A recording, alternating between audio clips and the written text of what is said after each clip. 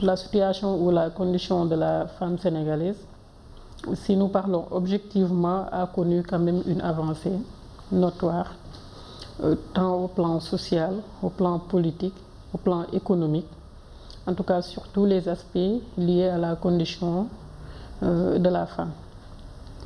Quand je parle au plan social, nous savons qu'il y a 20 ans ou 30 ans avant, les thématiques qui étaient développées dans notre société, c'était l'éducation des filles, la scolarisation des filles à l'école. Aujourd'hui, les statistiques montrent nettement que, en tout cas du préscolaire jusqu'à l'élémentaire, les filles, en tout cas, représentent plus de 50% dans les effectifs au niveau du ministère de l'Éducation nationale. Et si je parle aussi des autres secteurs, nous savions qu'à l'époque, les femmes travaillent dans des conditions extrêmement difficiles, surtout la femme rurale.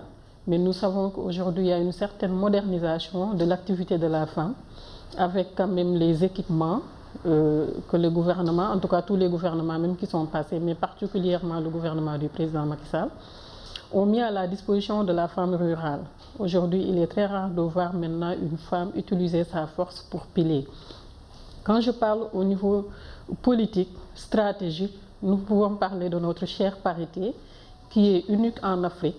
Aujourd'hui, le Sénégal est le premier pays à appliquer la parité, en tout cas entre hommes et femmes, au niveau des instances électives et semi-électives.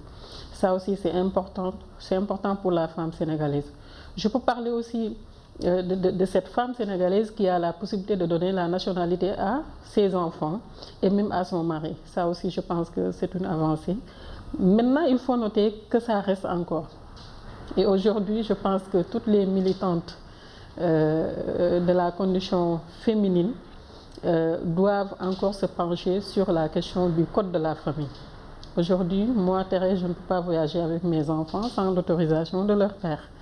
Et nous savons que c'est normal, ça, on n'y revient pas, mais je pense que faire en sorte que, par exemple, qu'on dise que l'autorisation de l'un des conjoints, je pense que ça allait être plus facile et ça mettrait à l'aise aussi, en tout cas, les enfants, surtout dans leurs droits. Donc, on peut parler de beaucoup de choses qui concernent quand même la femme sénégalaise.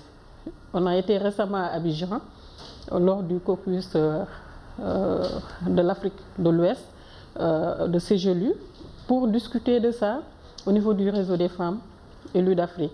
Mais je pense que dans tous les pays où nous avons vu, ou bien où nous avons visité, la question de la parité est posée, mais nous savons que les gouvernements ou les décideurs politiques restent sur le quota de 30% pour les femmes. Donc c'est le cas au Congo, c'est le cas à Abidjan, en Côte d'Ivoire, c'est le cas ailleurs. Donc ce qui reste maintenant pour les femmes, c'est vraiment de renforcer ces acquis et d'aller vers d'autres acquis aussi, parce que je pense qu'on n'a pas tout en même temps.